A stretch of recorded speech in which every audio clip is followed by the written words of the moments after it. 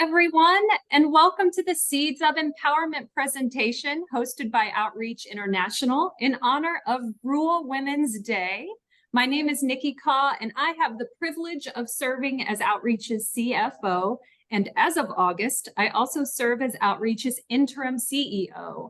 Like many of you know, Dr. Kevin Prine accepted a new position with a local foundation, and I'm serving in the interim role while the board completes the search for our next leader. So with that change, I get the honor of introducing you to several of the Outreach International team members. I'll begin by introducing you to Mackenzie. She serves as our donor support and engagement manager. She's responsible for all the behind-the-scenes project management that goes into this presentation and is the person that invited you to attend today. Andrea serves as Outreach's Chief Field Officer with broad responsibility for all of our international operations, providing direction and support to our program partners abroad. She's going to be one of our primary presenters for today's information. Aline serves as the Senior Director of Research and Advocacy and is one of the individuals that makes today's presentation possible. Her expertise in research practices laid the groundwork for the data collection and analysis for the research study in Nepal. Alex serves as the Director of Field Finance. As you likely already know, Outreach allocates over 80% of our expenses to mission-related work, and Alex has the tall task of being responsible for the administration of all of those funds, in addition to supporting our program partners abroad. Madura is our Research and Advocacy Manager and newest member of the Outreach team. She directly supports Aline and research topics, as well as our broader field operation responsibilities. And last, but certainly not least, is Radina. She serves as the Human Development Facilitator with our Nepal team and is joining us remotely today from Nepal. She worked directly with the Nepali community that is the basis for our discussion and will be the co-presenter of the presentation. So now that you know the faces, let's get to the actual fun stuff here. So today we're taking you on a journey made by the Nepali women in the Sirkarpa community. That journey started with the community implementing vegetable tunnels based on their needs related to food scarcity and income generation. And for many nonprofits, that's where the story stops, with the implementation of a project. But with Outreach, that's just the beginning. And the vegetable tunnels were just the first step in the Sirkarpa women's journey toward recognizing and seeking empowerment. So with that, I'm going to turn it over to Andrea. Thank you so much, Nikki. Today, as Nikki mentioned, we are going to Nepal with the story of remarkable rural women who have achieved newfound veggie production skills and insights into their own empowerment through their own data. Before we get started, a quick reminder that we'll ask everyone to remain on mute throughout. Also, we plan to have time at the end to answer any of your questions, so please feel free to add them in the chat at any time. And we also are going to hope that all of our connections stay strong, but in the event that we have any pauses or connection issues, please be patient and we'll do our best to act quickly. So, first, before we get to the ins and outs of veggie tunnels and community-led data collection, let's first have a quick refresher about Outreach's work, especially for some of our newer folks that might be joining us today. So what does OI do? At Outreach International, we are in the business of alleviating poverty and supporting communities to work together to address their poverty challenges. When it comes to addressing issues of poverty, we support people to find and implement solutions for their poverty-related problems themselves. And how do we do it? The staff working from our program partners typically work with a community for 5 to 6 years. And during that time, the staff support communities to identify what challenges they face. These challenges range from not having enough water to having little to no access to safe bathroom facilities. And the next step is for the communities to find solutions for those challenges. And those solutions are then developed into community managed and owned projects. But projects require resources. So that is where they either the money or the materials they need to get those to get the project off the ground. And to this end, the staff connect communities to those individuals and government offices, or even other nonprofits who can provide them with the things that they need to get their project started. And then as soon as they have the stuff that they need for those projects, they can then implement them. Secondly, we are in the business of supporting communities to work together as groups. What is so amazing about the work happening with our community partners is that their projects are not implemented or overseen by our staff. Instead, the local community members, often with zero previous project management skills, they're the ones developing, managing, implementing, and monitoring those projects themselves. And when we have learned, that in order for this to happen in a sustainable way, groups need a few things. They need leaders who have the skills and leadership capacity. They need project committees, which are selected group members and community members who manage the group's projects. And they need plans, overall group guidelines, similar to the constitutions that are guiding any organization's governance, and rules and regulations so that everybody in the group is clear on who gets what from each project and when. So at OI, we are supporting communities to develop and strengthen their organizational capacity. To summarize what we do, after a 5 to 6 year intervention, communities will have their own organized group, or what we like to call a community-based organization, or a CBO, leaders with the skills and capacity needed to oversee the organization, projects that they have implemented themselves that address issues and challenges of poverty, and the CBOs and leaders are connected with other institutions who can provide them with the goods and finances needed for their projects and to keep some of those existing projects going if needed. And this is all on top of many of their basic poverty-related issues being addressed. So to give an idea of the scope of our work, we do this work across 9 different countries with 102 partner groups at this time. That is a whole lot of poverty-solving activities. And while those activities are done by the groups themselves, their work is made possible by supporters like you. For today, we're going to zoom into just Nepal and specifically a vegetable production project and how the evaluation of that project, which is where we could focus an entire presentation just on the successful outputs of that project. But instead, we are going to spend just a couple minutes on that and the bulk of our time exploring the unexpected outcome of our project evaluation.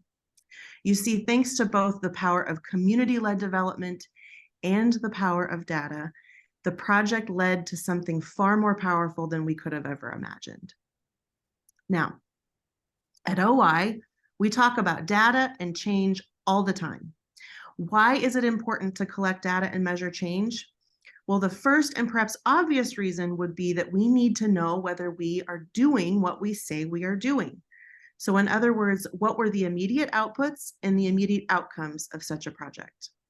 And the second reason would be to understand the longer-term impact of an intervention or a project, all to confirm return on investment, like your investment in us, and test whether we are doing it. What we are doing is actually enabling sustainable change, because if it's not, perhaps we need to course correct. But what if there's a ripple effect other than just showing immediate outcome and impact results? Mm-hmm. What if our efforts of evaluating change can have the added benefit of inspiring people toward increasing agency, efficacy, and self-worth? What if local people themselves are involved in developing these studies themselves? Today, we'll show you exactly how that happened. So over the next 20 minutes or so, we're going to walk you through our experience witnessing how a series of evaluations became more than just a means to confirming change. We will first introduce you to a basic project evaluation of a vegetable growing project in Nepal. We will briefly share with you the impact of that project, which we could spend a whole session explaining, but we're not, because we want to get to the even more exciting stuff. And that's when we will share how the deeper impact results of the project inspired a set of women leaders to dig even deeper with their own data. Then we will analyze a little bit what has contributed and enabled them to take ownership over the process and the data itself. Now, local ownership over evaluations, impact studies, data collection processes, and then taking action on such data does not necessarily happen automatically. Instead, it has to be facilitated. And that is what we do at OI.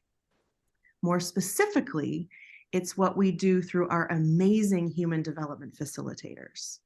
Now, I'd like to introduce you to Radina Shakya, one of the 5 facilitators that are working with La Casa Nepal and Outreach International's program partner in Nepal.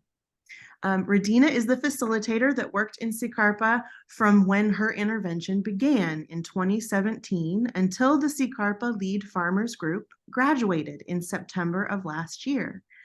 Radina is a tremendously skilled facilitator already deeply working in another community, but has continued to remain connected with the group in Sikarpa, much of which you are now about to hear about. Over to you, Radina. Thanks, Andrea. Okay, so we'll eventually focus on Sikarpa, but first let's start with the project happening in 3 communities, one being Sikarpa. In 2020, we at La Casa Nepal, Outreach International's program partner in Nepal, supported our community partners in 3 different communities to design, develop, and then implement diversified vegetable production projects. The groups were experiencing food and income insecurity during the pandemic and worked together to develop a solution to increase food security and income by growing their own vegetables. The project benefited 103 families, which is approximately 515 people in 3 different communities, including Sikarpa, which is our focus for this session. And the community people, they wrote a proposal to OI, and your donor dollars helped to provide the loans for the startup materials. The low interest loans range from $33 to $158 per farmer for farm production and were payable for up to 18 months. And additionally, this solution enhanced vegetable farming and project management skills among the leaders and members of the 3 community-based organizations. So here's a busy farmer in one of the 43 tunnel farms. While I explain a bit more about the project involved assessing low-interest loans for the tunnels, which is greenhouse-like structures that allow farmers to grow food year-round and maximize their production. In just the first year of the project, farmers built the tunnels, grew in-season and out-of-season vegetables, and then used those veggies to supplement their diet or sold them for additional income. The farmers also participated in multiple training sessions to learn more about management of the tunnel farming and their home gardens. And in early 2021, after the implementation of the project, OI conducted an evaluation study to understand the success of the project. They wanted to verify immediate outputs, like how many of what was grown, and see if there were deeper level of outcomes and impact. In 2021, the leaders of the Sikarpa group, they collected data to verify immediate project outputs using mobile devices to conduct surveys with 78 people. First, as far as the outcomes are concerned, the project was successful because farmers built or developed 104 gardens, 13 trainings were given and received, resulting in 82% of the respondents developing the new skills. Then these gardens produced 13.18 tons of vegetables just during the time of the study, that is over 6 months or so, and that is equivalent to 26.5 trucks loaded fully with vegetables, mostly tomatoes. And in turn, this contributed to an increase in household income. And some reported profits for that year as high as $505 in increased household income. And then in 2022, we also collected qualitative data on the broader impact of the project, specific to personal and social well-being. We did that through informal conversations to understand significant change. And for this, we spoke with 29 leaders and 39 community members. And during our conversations, we asked what was the most significant change that took place as a result of the project. In case of Sikarpa, this is what they shared as their most significant change as a result of the project. Most of the people saw an increase in agricultural curiosity, interest, and excitement. Especially the younger community members commented about an increase of farming activity and more desire to garden. Here, 29% of the respondents said increased saving and incomes, followed by expanding knowledge and skills, immediate benefits like access to loans, and the project provided more opportunities for meeting spaces. But one theme that was especially very interesting to us was the theme around women empowerment. And the women during the study shared with us that they feel so much more independent because of the project, mostly since they no longer have to ask their husbands for money. Many women began recognizing how the project has contributed to them, feeling a greater sense of self-worth, and can therefore contribute in an independent way to their household and family needs. And one of the project participants reflected that before I needed to ask money from my family members, even though I need to spend some money on personal essentials. I need to think if they will give me money or not, but now that I'm working and I'm able to earn, I can fulfill my needs on my own, and I feel very happy. Now, when doing this level of data collection and analysis, we checked all of this data with the community groups directly, as we typically do, and we call this a member check. And we share the data and repeat what we heard and collected back to them to confirm that our understanding of the data is correct, to hear more about their understanding of the data, and in this case, in Sikarpa, what they think about the data when it came to the empowerment theme. When we showed them the slides about their reflections and feelings of empowerment, the woman wholeheartedly agreed, saying it was absolutely an impact of the project. We then became more curious about this empowerment theme and asked them whether they would be interested in exploring it a bit deeper and more intentionally with us in some kind of follow-up work. So we noted through the evaluation study that women are enjoying a sense of empowerment, but we still had questions like, what does that empowerment look like to them? And if possible, how can we measure the quantity of such empowerment?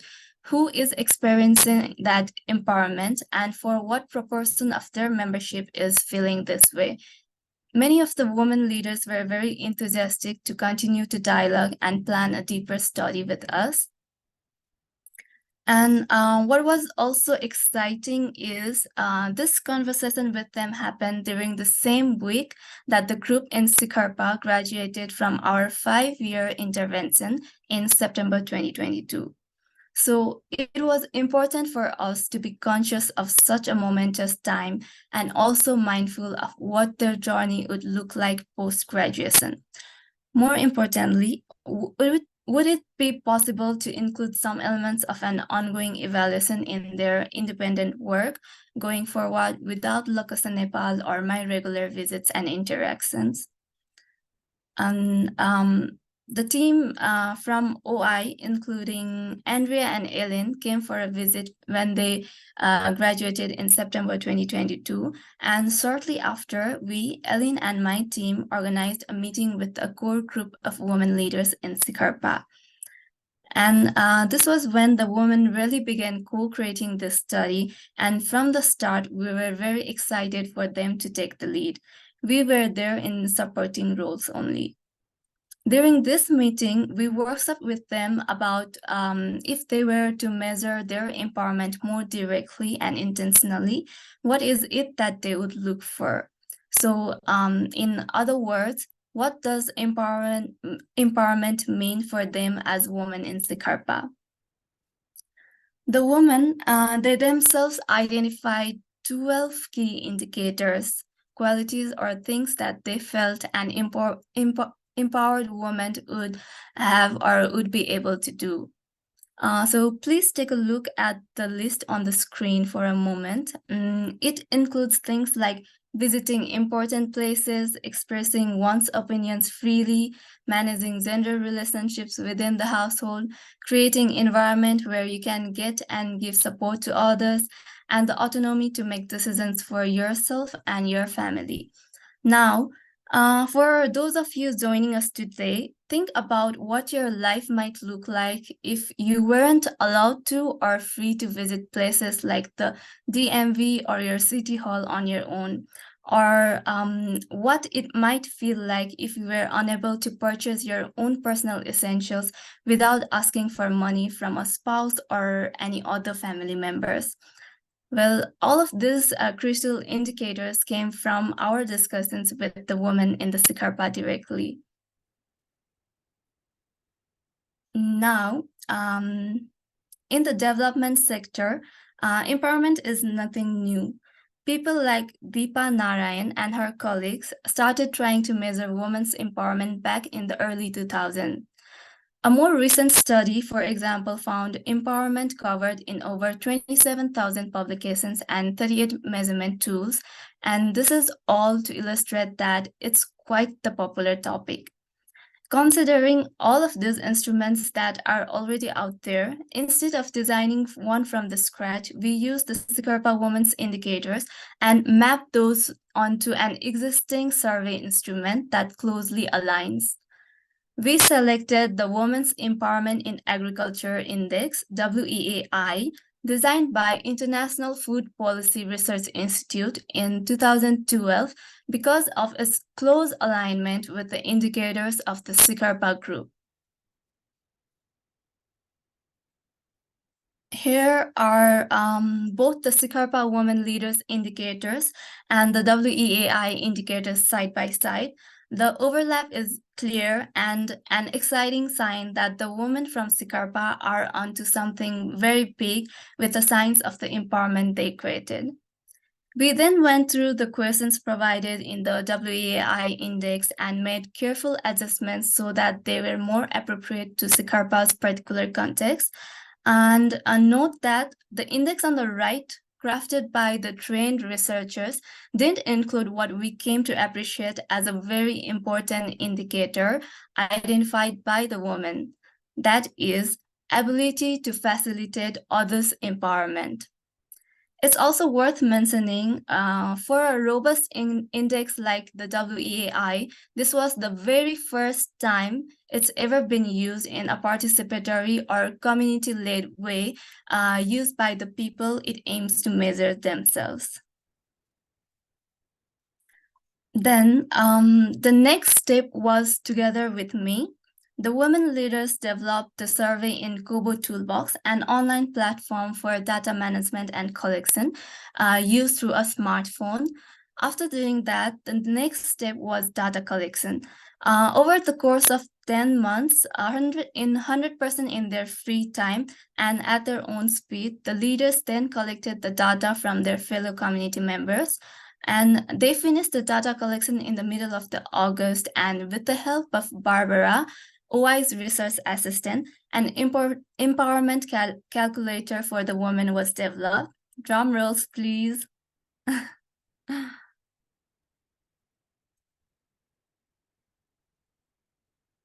And voila, here we were able to see Sikarpa Group's empowerment score. The score considered 71 who identified as women and 9 men who are all the members of the CBO in Sikarpa called Sikarpa Lead Farmers Group. The data showed that more than 2/3 of their group is considered empowered.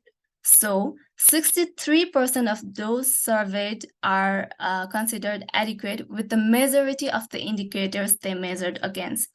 This is a number they should feel really good about. Now, what this really means is 63% are already making incredible strides as far as empowerment is concerned.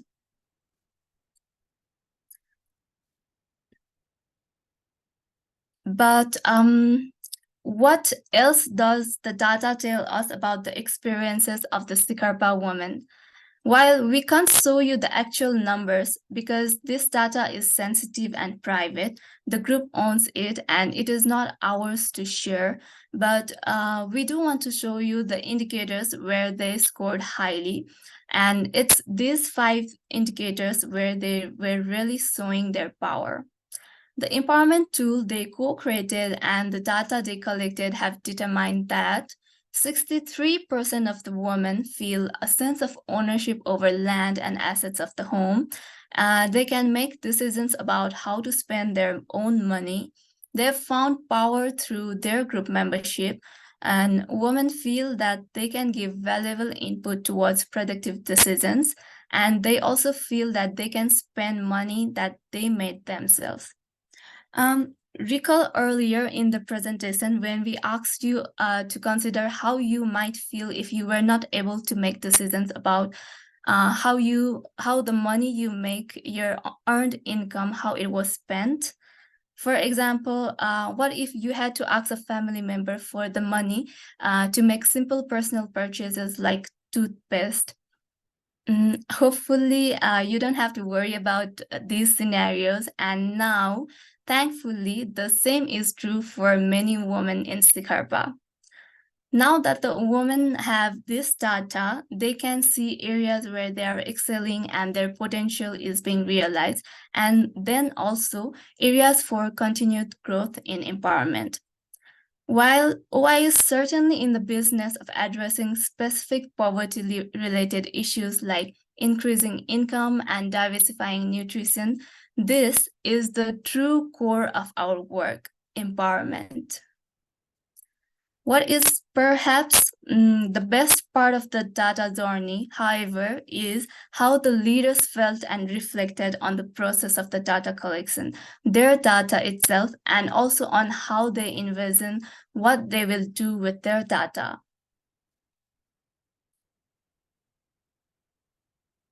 First, as women, they gain the experience of what it is and feels like to be on the enumerator side of the data collection. And this was a capacity development experience in showing them what data collection processes look like, the time, energy, and focus it takes to do it, and even find joy in it. Through their reflection, it was clear the bravery and commitment they had devoted to this effort. Imagine the dedication required to walk from house to house to 78 different households, to meet with strangers and friends alike, to have hard and extremely personal conversations. Would you have done it in your community? Well, these women are the truest example of servant leaders. A second empowering moment was when they shared their thoughts about the data itself. They were so curious about the community data and even interested in knowing their individual scores and what it means for them personally. They also saw it as an unexpected opportunity to get to know their members better. They recognized the real-life women, friends, and neighbors behind the numbers. Knowing that some of them still suffer with little freedom to go, do, and spend as they want or need to. But they were grateful to have quality time, allowing them to deepen their investment in supporting those women on their empowerment journey.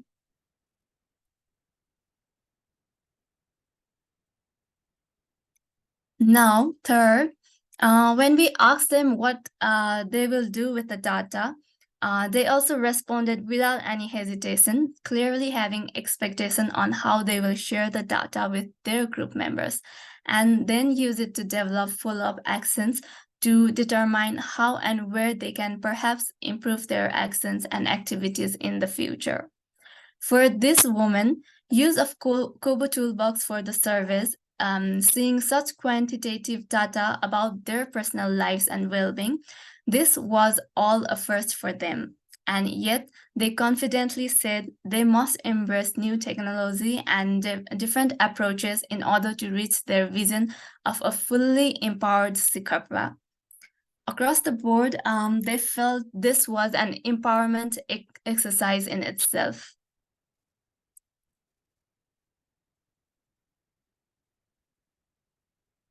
They shared explicitly how the data is for them a baseline on their empowerment journey as a group. They now know that about 63% of them are empowered, and they still really want to increase their score for those that have a ways yet to go. They intend to use the data, different indicators, and levels of the indicators to develop an action plan for themselves as women in the group and women in the community to increase all of their empowerment scores. This means in a couple of years' time, at their own speed, they would want to do a follow-up data collection activity so that they can compare their learnings and cause changes in their community's empowerment. And I'm so excited to hear what they do next. And with that, back to you, Andrea. Thank you so very much, Radina. And I really can't wait either. They are sure to do amazing things ahead, I am certain. And with all of that, much of this journey, particularly in the last year, this journey for the women in SICARPA, as well as for us at Outreach International, it really begs us to consider more and more. What if data collection and evaluation processes are not only seen as the end, but the start of deepening participatory processes? And what if we consider these processes as capacity strengthening activities? As we all know, and this exercise has proven very clearly, data is powerful, and it leads to more and more power for those that may need it the most, especially when it's in the right hands. So before we transition to answering your questions, which I'm glad to see there's some already in the chat, let me first thank you, Radina, for joining us late in your evening to share this exciting work with all of us. And also, I'd like to acknowledge the significant support and dedication of Radina's colleagues at La Casa Nepal. Not to mention my colleague here at OI, Eileen, who puts so much of her energy in the right places to fuel all the right fires here. And a very special shout out to Barbara for helping us behind the scenes to work with all of the data from the women in SICARPA and creating that amazing calculator that works with their developed Kobo surveys and all the indicators and churns out that data in the form that is most useful for them. Then, of course, the biggest thanks goes toward the SICARPA Lead Farmers Group, particularly these three incredible leaders, Bimala, Sangeeta, and Neva, for sharing their data and this journey with us. So without further ado, I'd like to welcome Eileen to join Radina and I to address some questions from you all, and I'll turn over that facilitation to Alex. Okay, so I am finding our questions. We have a question from Barry that was answered in the chat, but maybe there's something we want to add. It says $505 of additional income may or may not be impressive. What's the average income for communities? Is this a 5% increase, a 50% increase, or more? I think maybe we'll pitch that question to Radina, if that's okay. So average income of Nepali household is around $7 per day. So I haven't yet calculated the like increase in the profit from this data particularly. So I might not be able to answer that in percentage wise, but we did find, right, Radina, that $505 was the high end, and that was over 6 months, right? Yes. Perhaps I can just quickly jump in here, Alex, please. Andrea, and Radina. The average household income, as far as I could see, is $200 for a rural household, so over a month. And then if you take $500, for example, and you would split that over the 6-month period of which the income was collected, that's about a little less than $100, maybe between $80 and $90 a month. So that's then on top of that 200 average that they get a month. So you can say like a third of their salary or a third of their income gets a third over what they would, in addition to what they would typically expect. If my quick math doesn't let me down. So that gives you Thank sort of like you. a ballpark to work with. Yeah. Sounds right to me. Thanks. Okay, we have another question here, one from Elaine. I would love to hear more about the construction of the vegetable tunnels. How are they made? What materials are used? And how are they able to keep the temperature stable enough to grow vegetables all year round? Okay, so the tunnels are made from bamboos, and the base are made from bamboos, and it is covered by a thick layer of plastics. And on the side, they cover it with a net so that the wind passes through it. And it maintains the temperature, and the thick plastic it helps to maintain the warmth inside the tunnel. And these are made locally because even in the local community, they had like few of the people who knew how to make these greenhouse like structures for tunnel farming. So they utilized the local expertise to make these greenhouse structures or tunnels. Great. Thanks, Radina. We also had a question come in about your role, Radina. So can you tell us a little bit more about the role of the local facilitators like yourself in the process?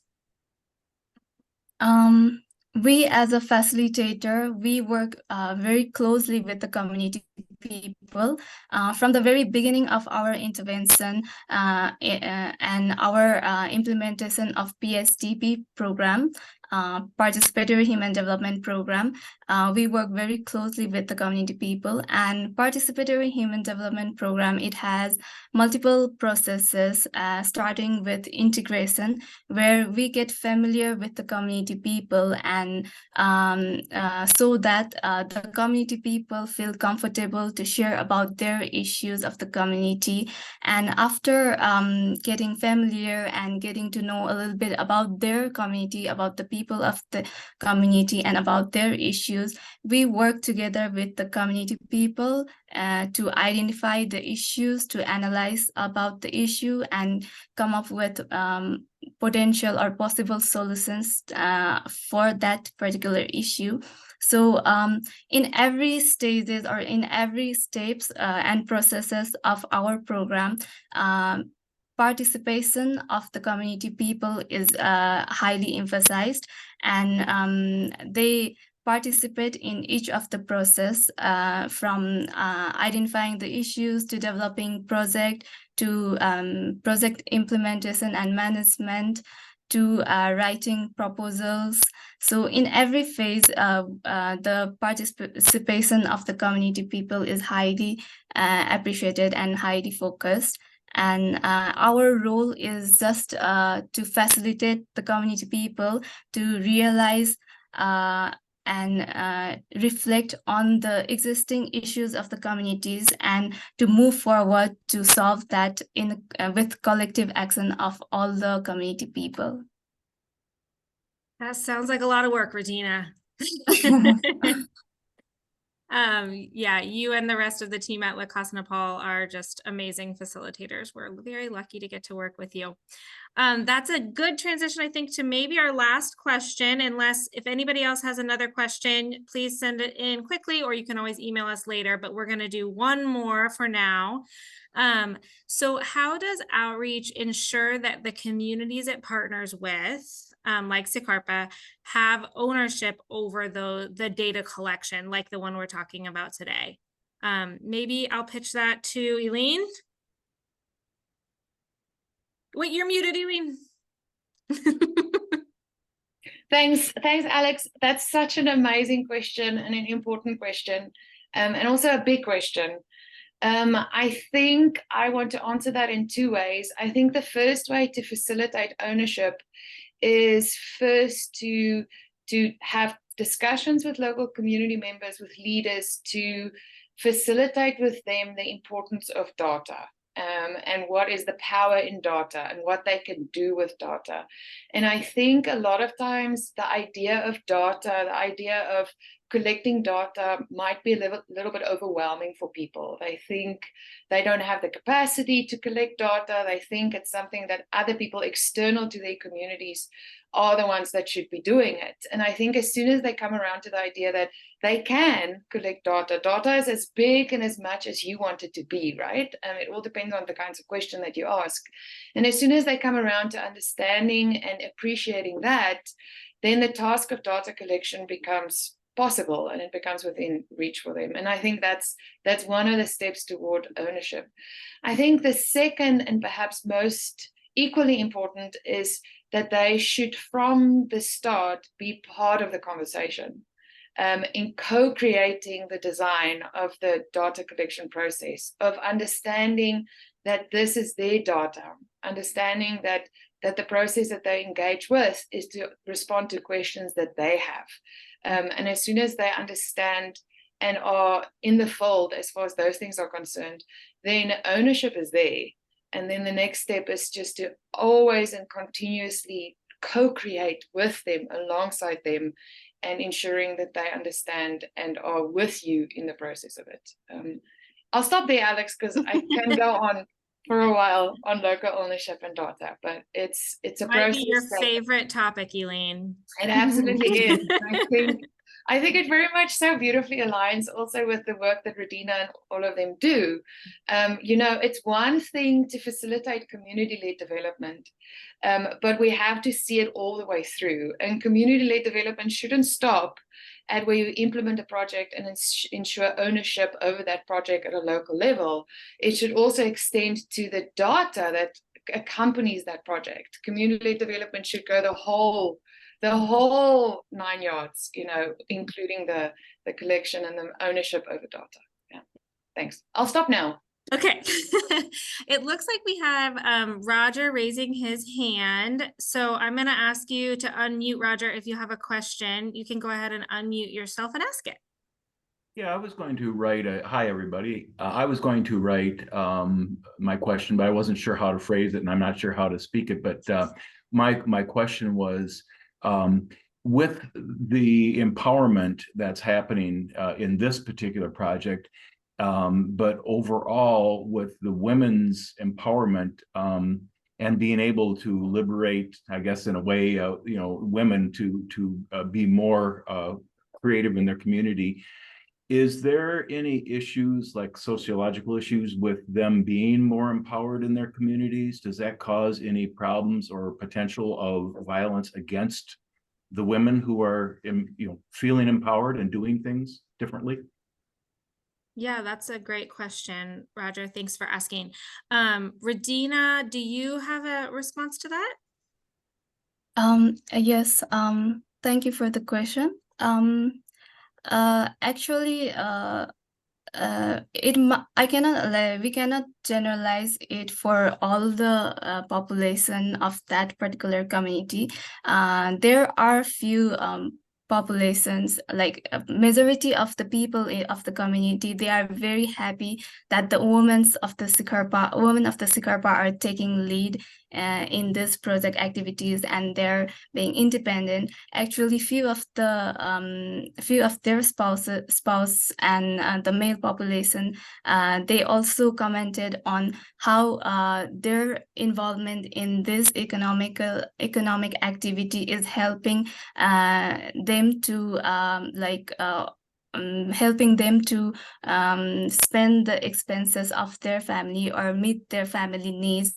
So there is very positive comments from the other population, and they are very happy that the the women of Sikarpa are getting better in and working actively in economic roles. So but yes, there are some sensitive cases where like the women, they are not like totally free for their decisions. So there are few cases like that, but that is very minimal. Most of the majority of the people of Sikarpa, they are very happy and proud. And even during our graduation ceremony, I think many of the members, they appreciated how they have come a long way, and all were very happy with what they have achieved over the years. Ina, and thank you, Roger, for the question. I think with that, we're going to wrap up for today. But if anyone else has any questions, again, please feel free to send them to us via email. And I guess I just want to say thank you to everybody for joining us today. Thank you to our presenters, and thank you for everyone attending. We really appreciate your interest in wanting to learn more about what's happening at Outreach and with all of our incredible partners around the world. And thank you again also for all your valuable support, because we couldn't do what we're doing. Radina couldn't do what she and the rest of the Casa Nepal team are doing without your support. So your support allows us to do our work. And so thank you again, and we're wishing you all the best and hope you can join us again next time.